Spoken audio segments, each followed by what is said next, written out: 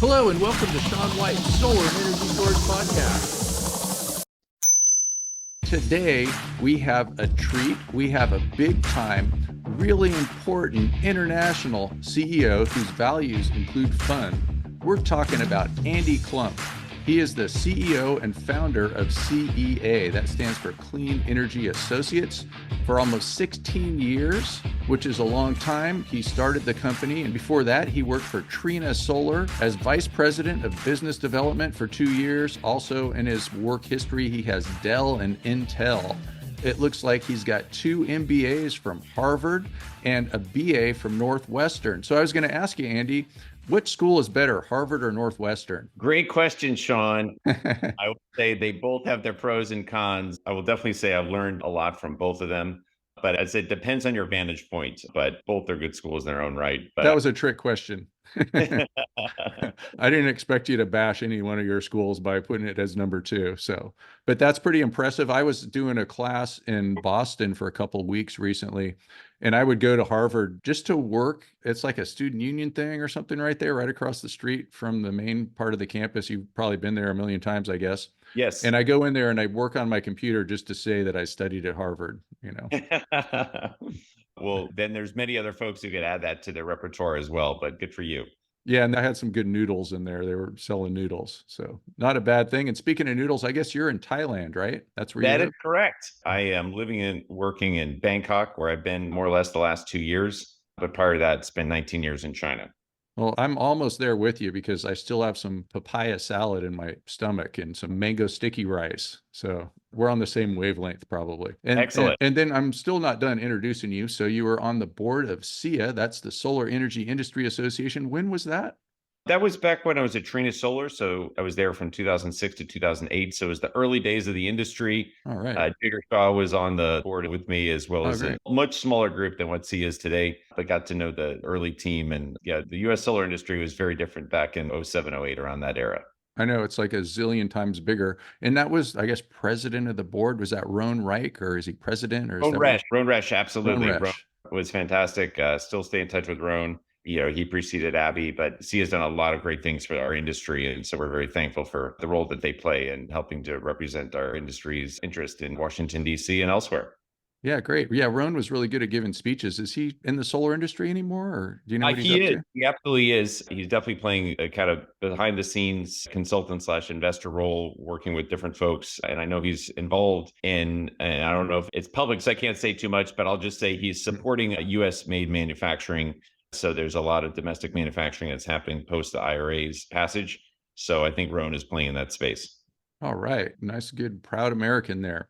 And so another thing that you're doing is you are a co-founder of a nonprofit called iDefine. So That's correct. That's pretty Absolutely. cool. And so I guess you help out people with disabilities of some sort? Yes, I have 4 daughters, and my second daughter, she is a special needs child, but yeah, she has an intellectual disability known as Kleefstra syndrome. And so myself with 4 other founders, we co-founded a 501c3 nonprofit, which helps raise funds for raising capital for research institutions to support a drug development plan for children with special needs and intellectual disability, primarily with Kleefstra syndrome. So we're active in that, and just going to have a conference actually in Boston in June. Oh, great. I'm going to be there in June. Maybe we'll hang out. We go to that cafeteria. That'd be great. Perfect. And yeah, we'll talk about that when we get done here.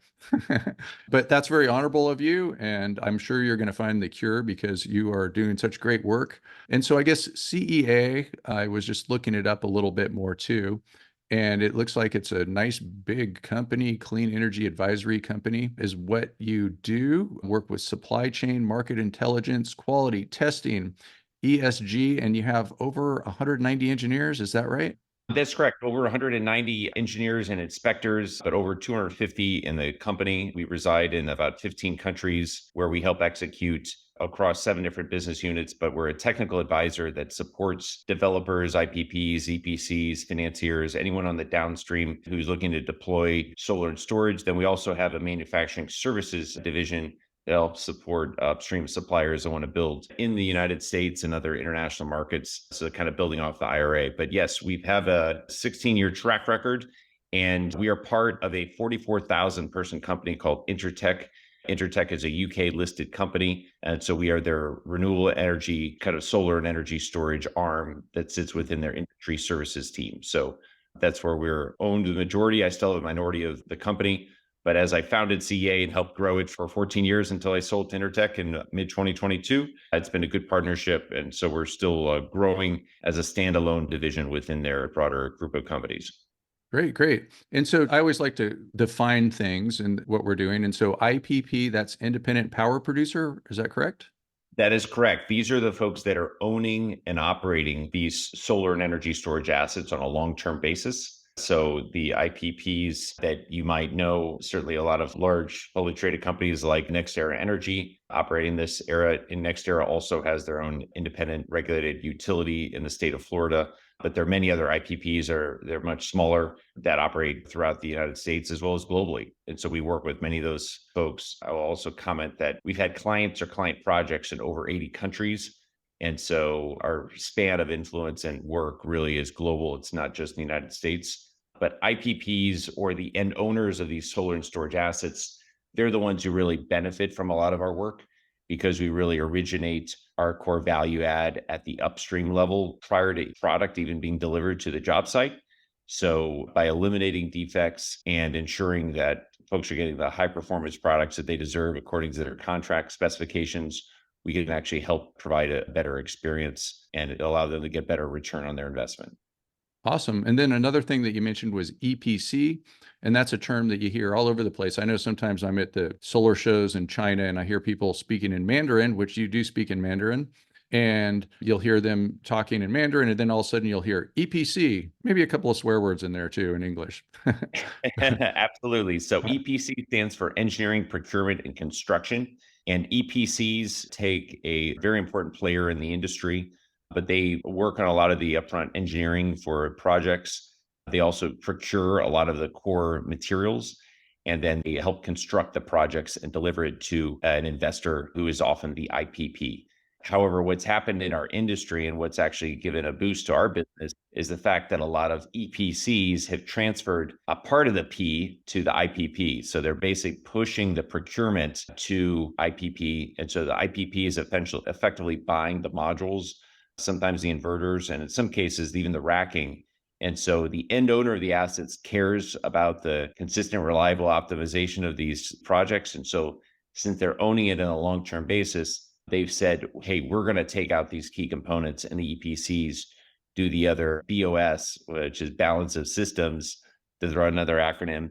So the remaining portions of the project are then procured by the EPC. So different models can vary, but because the margins are so thin in this industry, a lot of IPPs have taken the procurement in-house. And so we provide procurement advisory support to those IPPs and sometimes the EPCs. I kind of liked how you say sometimes they take the P out of the EPC and they put it in the IPP. So maybe we should just call it an IPPP and an EC. That's definitely the case in some cases. I'm totally with you on that one. And then also, do they also do the E part, the engineering too, for the IPP? So there's a lot of engineering throughout the life of a project. And so, yes, there are certain times where some of the preliminary designs are performed by other firms. Once again, we have a team that does preliminary design, usually up to 30%, but they're putting us in becoming the engineer of record, or the EOR is usually another step. We typically don't do that, where you actually have to stamp the drawing. You have to be a licensed design engineer in a certain jurisdiction or a certain state to do that. I'd say most EPCs provide this service. But once again, some developers may have a preliminary project development cycle where they're not focused on all of those pieces to give to an EPC. So they may use an outside engineering firm. So that's part of the work that CA does, and other engineering firms as well. Great, great. And so another thing that you mentioned too was Intertek. Maybe we could talk a little bit about what they do. What I personally know them for, and they probably do a lot more than that, is they do some of the UL listing, like for solar modules and inverters and things like that. So they have lots of testing labs, perhaps all over the world. Is that correct? Absolutely. They have 1,000 testing labs in 100 countries. Wow. and including solar. So they've been operating their solar labs both in China and the United States for over 15 years, and they have a strong track record in that case. But they complete the certification for a lot of upstream products, both in solar and in energy storage. So there's definitely a lot of synergies with our client base. And so we have a lot of clients who are now using Intertech more than before. And so we promote their testing labs, and they also promote our solar technical advisory services. So there's a lot of areas where we add value to one another. But Intertech, once again, does have a 100+ year history. Maybe some folks will be familiar with the term ETL, Edison Technology Laboratories. Sure. So Intertech has a very long track record and history with Thomas Edison and his labs, from 100+ years ago. So they have many teams and divisions that have been operating as an independent test lab body to ensure the proper certification of all products. So they certainly play a noteworthy role in our industry as well. I bet they weren't doing as careful of testing back in Thomas Edison's days, huh? Back Yeah, when they were very. electrocuting elephants or something, or the War of the Currents, Tesla and Yeah. Edison. Yes, I can't comment on the practices at that point in time, but yeah, very Yeah. different world Yeah. 100 years ago. No more elephants involved. No, I was just kind of kidding about that too. So, but yeah, I see Intertech all stamped on different things. And so one of the things that I do is, I train people, and we talk a lot about the UL test, and UL can do the test, but then there's a lot of other labs that can do the test too, like Intertech and et cetera. I think you also mentioned PL, or did I understand it wrong? You mentioned PL, like, I'm sorry, I may have said a PE license. So okay, professional yeah, engineering. Okay. Because then I was thinking yes. profit and loss. So, Okay. Oh, I'm sorry. No, I said P&L. Yes, means profit and loss. So once again, I run CA's team as a standalone P&L, oh, which okay. means it's a standalone business unit within Intertech. So what happens when companies acquire other smaller businesses, sometimes they're absorbed into the broader mothership. And so the teams get absorbed in different regions Mm-hmm. because a lot of CA's team are very specialized in solar and energy storage, and we operate on a global basis. We run as a separate business unit within their broader industry services team, but there's a term called verticalized, where we're basically a vertical standalone P&L because they want to see our financials grow and expand. And so we are a very fast growing business unit, but we are not fully within each individual geography. For example, we have 30 folks in our team in the Philippines, so they still work seamlessly with all of CA's teams around the world, but they're not actually sitting in the Intertech Philippine office per se. So just a slight deviation, but once again, we still are one company, operate very closely together. And so that's part of the integration process we've been through, and it's been a very successful one. Okay, everybody, you got that? CEO speak. It's called a vertical standalone P&L. And so it sounds like it means you keep separate books, I guess. Yeah. So once again, because we're majority owned by Intertech, all of our financials roll up within the Intertech broader books. And so once again, they are a publicly listed company. And so those get reported on a quarterly basis. But yes, I mean, all of our numbers, they are standalone in terms of how they measure our business, but all that gets reported up to the parent company at the Intertech level. Great. That's awesome. And then you also said that you had 30 people in the Philippines. And so I'm sort of part Filipino through my daughter who was born there. So I've spent some time there, and I have some people that work for me over there. So great place. Shout out to all my Filipino friends out there. And then, so another thing that you've done that's pretty neat is you have a culture book. And I was reading part of your culture book and things like that, and you have all these values. And I noticed that the first value on the list that I saw on the page that leads to the culture book says, "We are family." So does that mean you like Sister Sledge? We are family. Well, we don't sing the song every time we meet, but You we do. should. I'm sure that would be good for culture. But we absolutely do believe in our core values. We are family, our first core value for a reason, followed by have fun. But yes, we absolutely operate as a family. We help support each other, and we do care about our extended families. So I certainly take the responsibility of being the CEO and bringing folks in very seriously. And so there certainly are times when we have ups and we also have downs. And I'm always very open and share things publicly with my team. I did in our culture book actually put my eulogy for both my mother and father, which they both had passed away this last 2 years, and share very openly about issues on my personal front, everything ranging from my daughter to the rest of my four daughters and our lives. But we share a lot as a family, and I try to encourage that because I think it's important to be transparent that, look, folks have issues that come up. And so We just need to be flexible and respectful. And that's the cultural DNA that makes CA tick. You seem like the nicest CEO ever. Yeah. Well, I will say it's also important to note that there are 6 other core values: unending curiosity, be humble, do the right thing, results matter, own it, perform above and beyond. So results matter is also an important one. And so we all do have clear goals and objectives.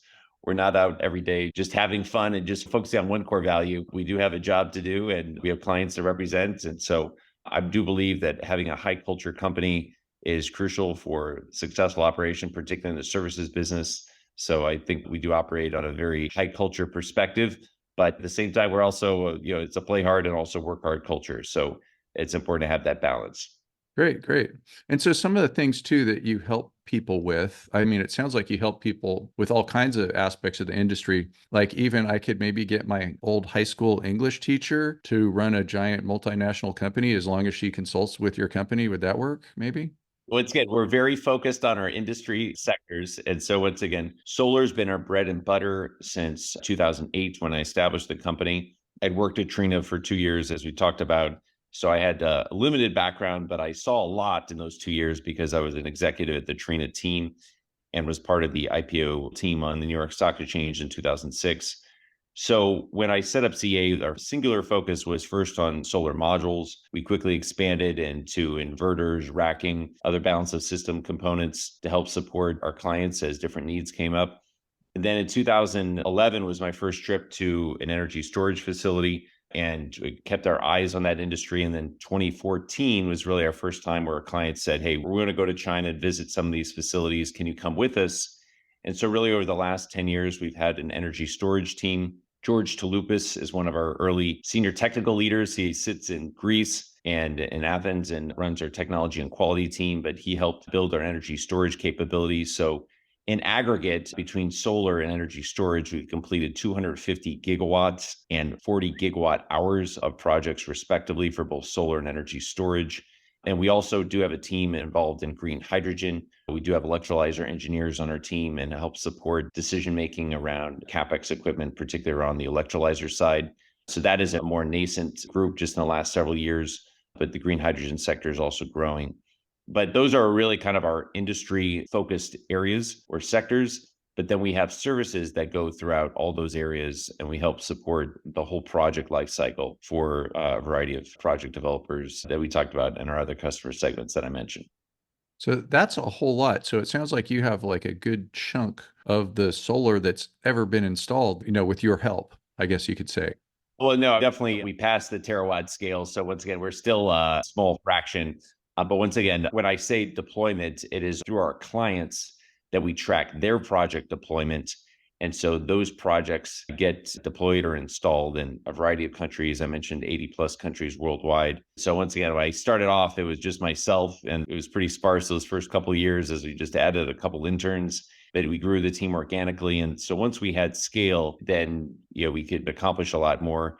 And keep in mind that once again, someone has a 1 or 200 megawatt project and we're doing the quality control. It's our team in China who is doing a lot of that work for projects outside the United States. For projects inside the United States, a lot of that production was actually happening in Southeast Asia. So our teams would then be on the site completing inspections. And so once again, it doesn't mean that we've installed it ourselves, but our clients have installed or deployed those projects.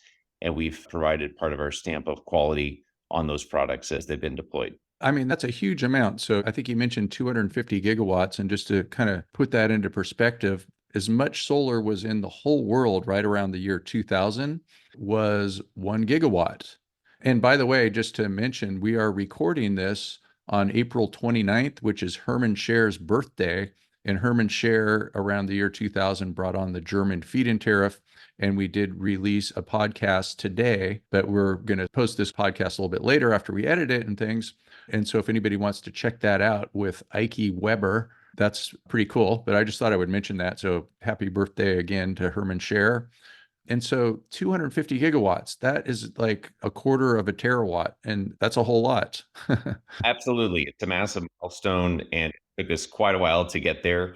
But once again, as I said, we've seen our clients grow quite dramatically and we've had a lot of success in our certainly the market leader in some of the segments that we play, but we are actively helping our clients make the right decisions around their procurement decisions and helping support quality. So it's absolutely crucial that we stay up to speed. And once again, Sure. we grow with their needs. So that's how we were able to grow very aggressively. And I think with Intertech now as a parent company, and they have folks in 100 countries versus our 15, we're now being pulled into new territories, new jurisdictions to help support additional solar projects just because they have a client base of over 400,000 versus our single digit thousand clients. We can now work really seamlessly with them and help clients in new parts of the world. 400,000. That's quite a few football stadiums. That's correct. That's correct. They obviously have a much longer time horizon in history with the 100 plus years than we do. So they've got the edge on us on that one. Yeah, yeah. Well, that's super awesome. Sometimes I wonder, like, if I counted all the people that I've taught classes to, working on all the projects in the world, how many gigawatts I could try to claim. But, and so you mentioned that you started the company with just yourself. And so you've grown from just yourself to a huge company with like many hundreds of people. How did you do that growth? I'd like to grow like that. There's a lot of people out there that would like to grow like that. Can you help us? Give us some advice? So absolutely. So look, I actually belong to an organization called Entrepreneurs Organization. And I learned a lot through listening to other people who are more successful entrepreneurs than myself. I also read a lot of books. I could point to my bookshelves and send you a lot of suggestions.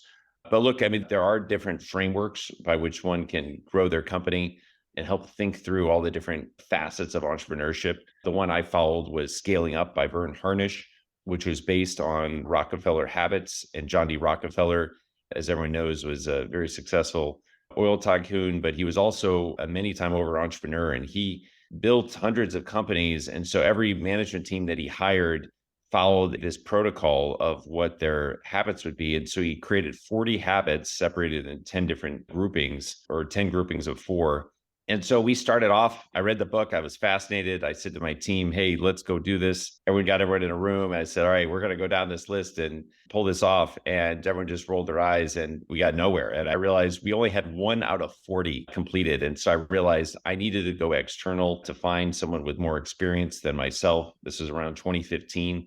And we hired an executive coach. We hired one in Dallas, Texas, where my wife is from. His name was Mike Myro. And Mike is an experienced executive coach of 15, 16 years at a time. And so he's been with us the last 8 years. We've kind of systematically gone through that framework. We deployed about 37 of the 40 key points. And it's very tough to hit all 40, but at the core of the framework is really one of the key things is communication. Second is having a shared sense of values and culture and direction for the company. Third, you also have to have the right framework in terms of cash to fuel the growth. And I never took any outside debt. I always financed everything with our profits internally. And so as I kept pouring that in the company, we grew. But then we have to have the right business strategy. And so our business strategy was correct in terms of working with downstream developers. That was the direction. I chose that because I had a 1-year non-compete with Trina Solar. So when I set up the business, I couldn't work for any other manufacturers, but I had a very good relationship with Trina's CEO and founder, Mr. Jifan Gao. I knew the board very well. I wanted to keep a good relationship with them. So even though I had a lot of ways I could have helped many other manufacturers, I said, no, let me look to try to help the downstream developers. And I kind of formulated the downstream model as our client base and then provided services from China that gave them transparency into what was happening in the supply chain and supporting both procurement decisions as well as quality decisions. And so that's how we kind of grew and scaled the business. But once again, that was just a reflection on my experience. But for any entrepreneur in any industry, I would highly encourage using either the Rockefeller habits or there's something called EOS, Entrepreneur Operating System. But there's different frameworks for how do you scale and build a company. And so I think any one of these frameworks is very useful.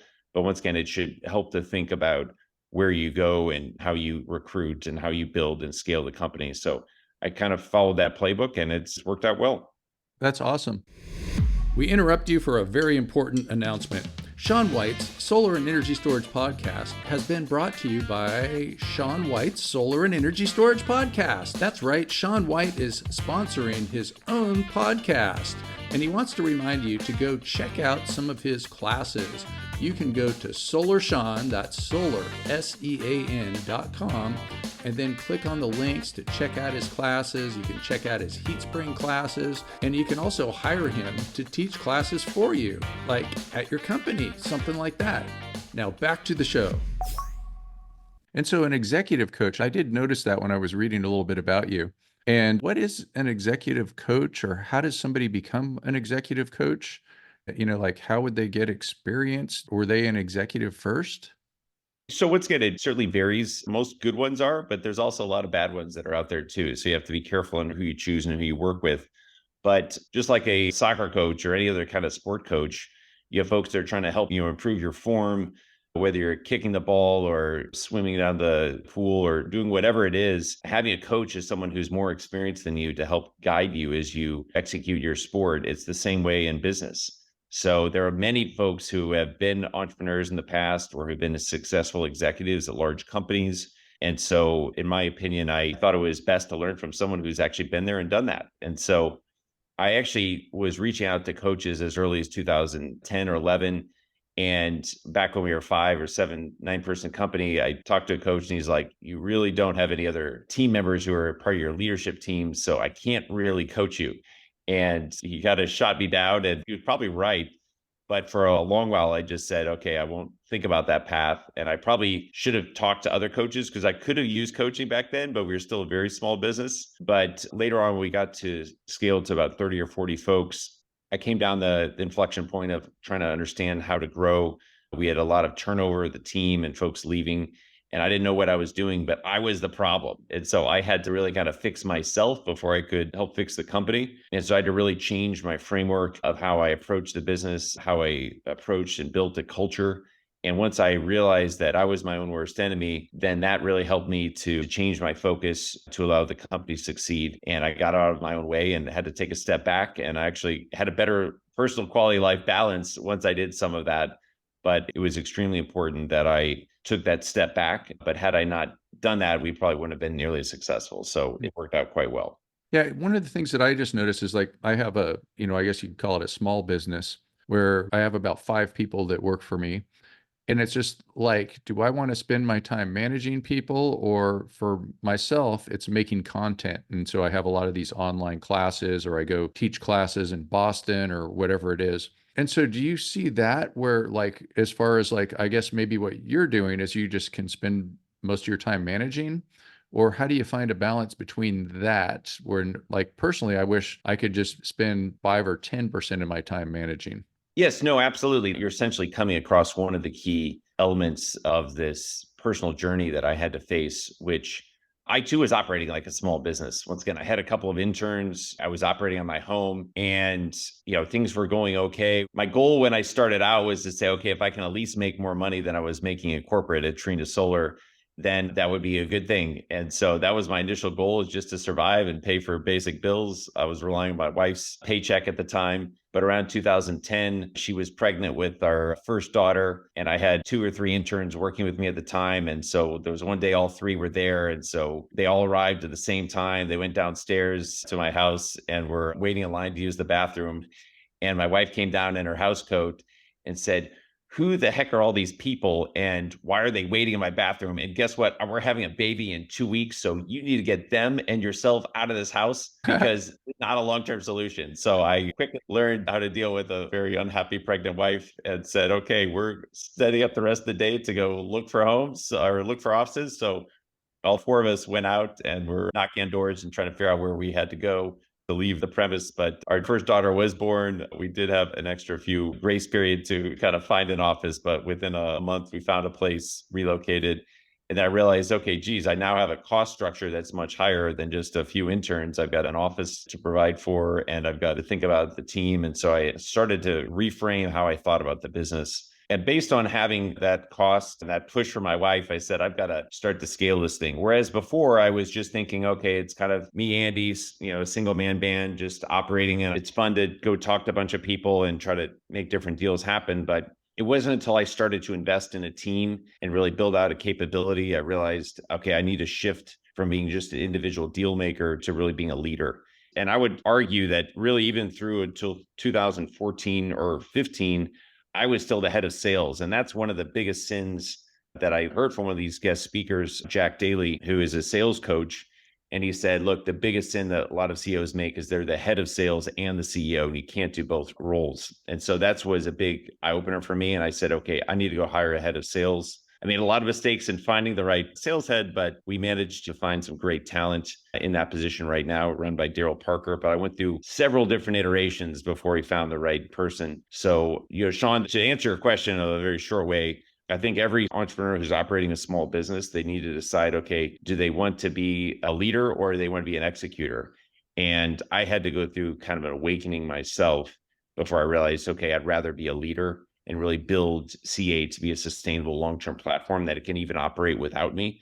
And that's a tough transition to make. But once I made that decision and committed to it, then I really changed the culture of the company. I changed how I thought and operated the business. And I think that was a positive on a long-term basis, both for myself and the company. Yeah, for myself, it's a little bit more difficult because I'm making all this video content and doing the podcast and things like that. But I don't know, I'll have to figure it out.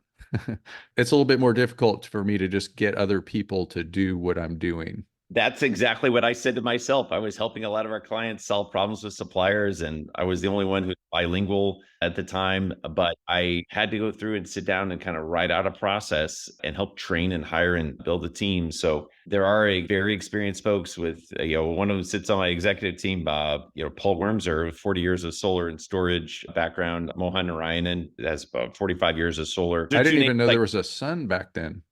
I can't give them to you, but as an example, there are other experienced experts. It's a question of like, yes, do you hire them in-house? Do you use them as contractors? But you provide content through different points. So once again, I'm not a good executive coach. I'm reflecting on my own experience. But for every entrepreneur that wants to grow and scale a business, I think you have to make that decision about, being king versus being a leader and kind of a servant leader at that to really build the right culture within your organization. Yeah, and I've seen some people that are running companies that they just need to hire a CEO.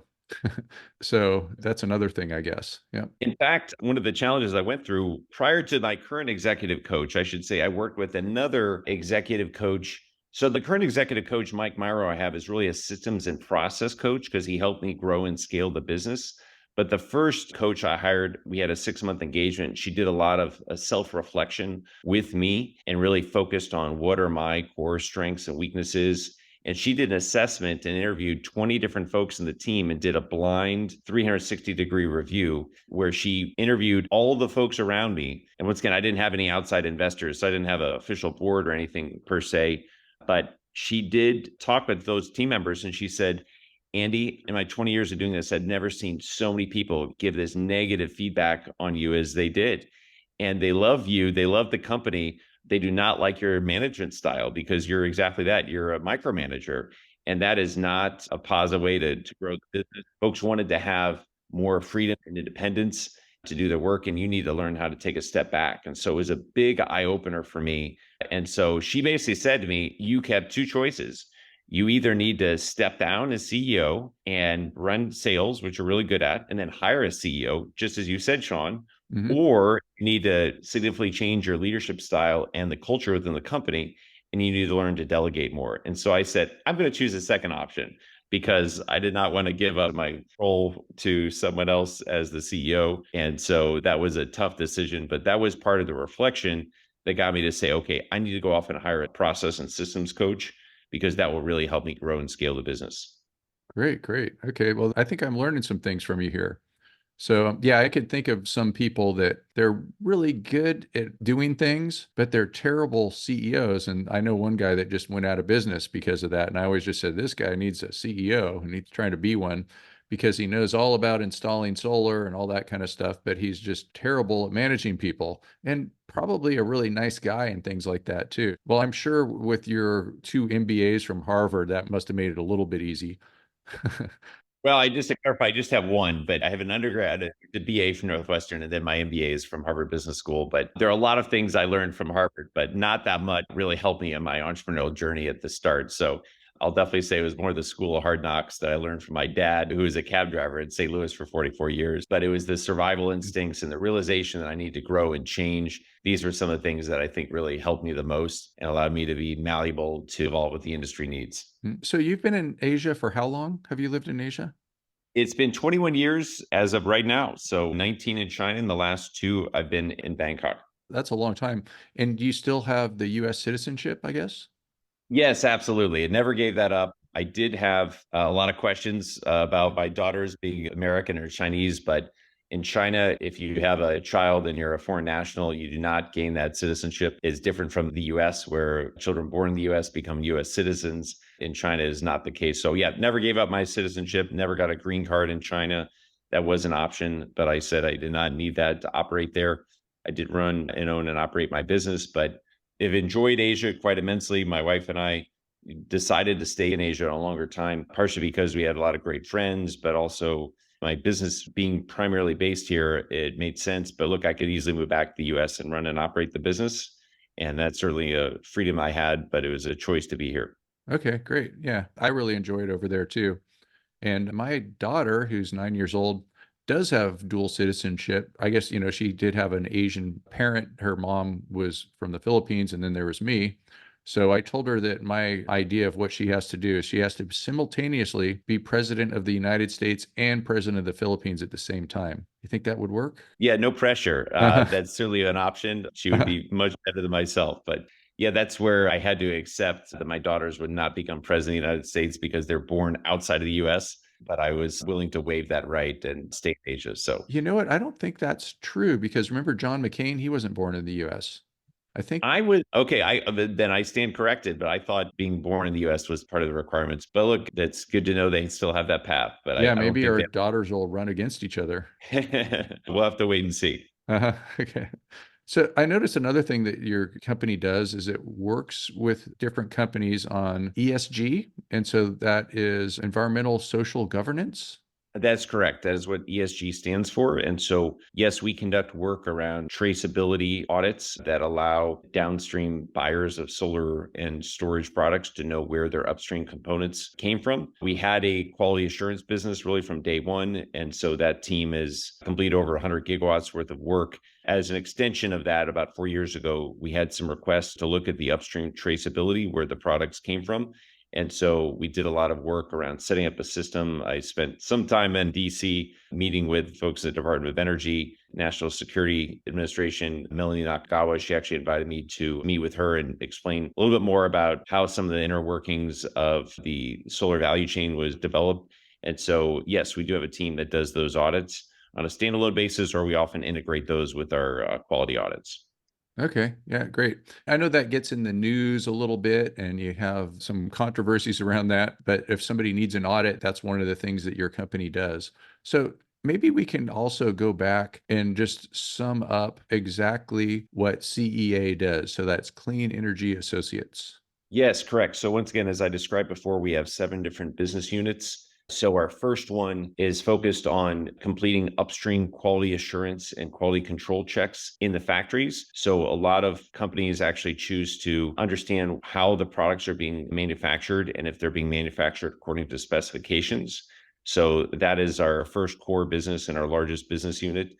Our second is on the upstream supply chain management or procurement advisory work. So we help make decisions about which manufacturers to work with. And it could be very basic, requests such as making introductions to suppliers, sitting on calls, helping to support contract negotiations. That is another core part of our business. We also related to the QA, as I just mentioned, what was the ESG side of our business, looking at the upstream part of the value chain. And many of these current manufacturers, even the Asian-based manufacturers, are actually building solar modules and energy storage products entirely outside of China.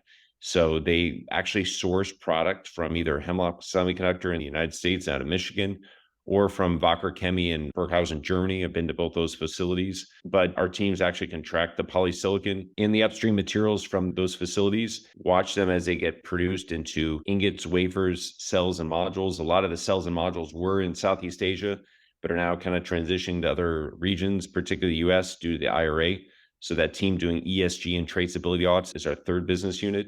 Our fourth business unit is our engineering services team. So they kind of look at the downstream. So when products are shifted to the job site, They actually check and make sure that everything gets deployed. That's either like in a owner's engineering role or a construction management oversight position. Sometimes these systems are already in production, but they're underperforming.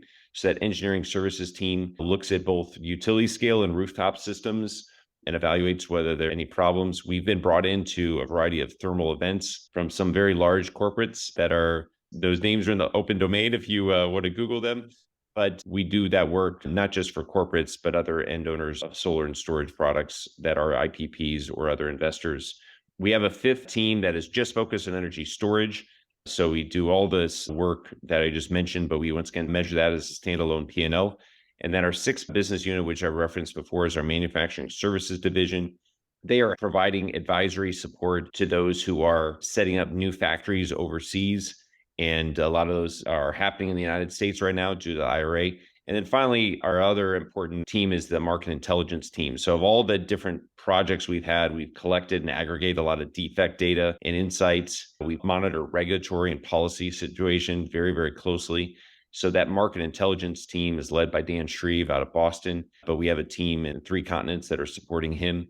But that market intelligence team, for example, is monitoring a lot of the more recent developments around the AD/CVD, which is another acronym, but the anti-dumping countervailing duties. There's been a new petition that was filed just last week. And so our team is updating folks on the regulatory changes and the impact on the overall business as they are buying modules or other components. So they need to understand the regulatory side. So those are really the 7 core business units we have. And then once again, we do a lot of other sub services within those 7 business units, but that's really the end-to-end service of Clean Energy Associates. Wow, that is a lot. That's 7 business units. That's hard to keep track of. But, since you are working in Asia, you should have 8 because that's a lucky number. There's certainly other opportunities for us to grow and expand our services. And so we will have other business units. So I'll try to push hard for an 8th one so we can that lucky number 8. But yes, that's the case. Yeah. How about solar and storage education? And then I can help you with that one. Yeah. So once again, I will say we educate a lot of our clients, but not in the same way that you do, Sean. So I'm not going to compete in your business segments. I'll let you keep operating there. But if there's ways that we can help you, I'm very open to it. Yeah, So we'll work together. And then your 8th business unit could be, working together with me for getting people NABCEP certified. absolutely. So I do think that there's a big need in the industry for training, at particular as we see a large deployment of projects throughout the world, but particularly in the US. So yeah, I believe there's a lot of good things you're doing with the NABCEP certification and supporting that. So we're happy to see that grow. Great, great. Thanks. So is there anything else that you wanted to talk about? Look, I'd just like to highlight, once again, for a lot of folks who are in the industry, some of the jargon and terms we've thrown out there are maybe more commonplace. So I'm sorry if I put too much out there. But our end goal is really to help different owners of projects learn and understand more about their business and give transparency to the whole supply chain. So once again, we're very passionate about the work we do and definitely happy to support your listeners who had additional questions. So feel free to have them reach out to me on LinkedIn. I don't think there are too many Andy Klumps that are out there, but that's the best way to reach me. But I do attend a lot of the industry events, and we have about an 80-person team in the US. So a lot of our team is pretty approachable as well. Yeah, you seem very approachable. You go to your LinkedIn and I can click on your contact info and even I see your cell phone number, it looks like. That's correct. That's correct. I do get occasional sells, but once again, when it was myself, I was always very approachable at the early stages of CA, but we definitely have a very large system to kind of convert a lot of outside interest into active proposals. And so we're always eager to follow up and help define what clients need. And we've had a lot of folks bring us really unique perspectives and business challenges that even kind of go a little bit outside of those areas that I talked about. But once again, we're always happy to be flexible. And that's where I'm always happy to have folks reach out to me. Okay. And let's also recommend that people read your culture book. And so what is it? It's CEA3.com. And then you find a culture book there, I guess.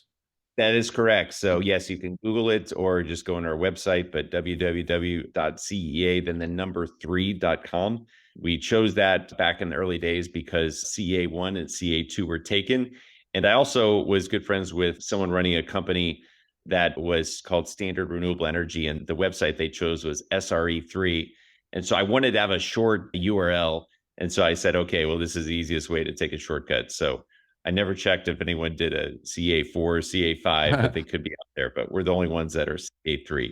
Great. So, Well, three is a but good that number. Yeah, I'll just digress just on 1 minute on that story because sure. I went through this cultural transition in 2014 and 15. One of the key books I read was Delivering Happiness by Tony Hsieh. He's the founder of Zappos. And I actually toured the Zappos facility in Las Vegas as an early day for one of the solar shows. And that's where I saw the first culture book I ever read was from Zappos.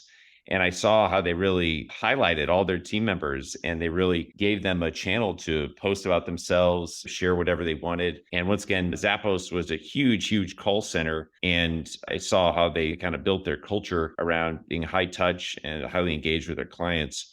And so I said, wow, I just was floored by that. And so once we started a lot of different culture initiatives, including a winning culture team that really leads a lot of those areas, then I said to myself, geez, I really want to build this up for CEA. And so our first culture book was actually in 2020 that we completed during the start of COVID that I just had as an internal document. But then I circulated to a few candidates and they said, wow, I really love this. I want to join your company. I said, great, well, let me just put this on our website. So the next year in 2021, we put this on our website. I think that was a 60-page version. And then 2022, we did about an 80-page version.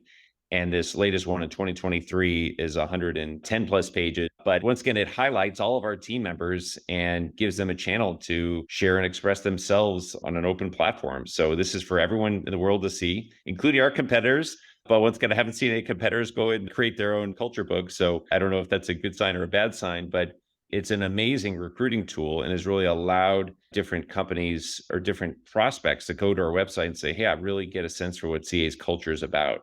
They've seen the CEA video on YouTube and they really understand CEA's culture. They understand our core values much more. And so when they walk into an interview, they're excited and motivated to talk with us. And that is a very different interview experience than when it was, 5 or even 10 years ago before we had a distinct culture, before we had this culture book on the website. So that's why we put a lot of the culture content out.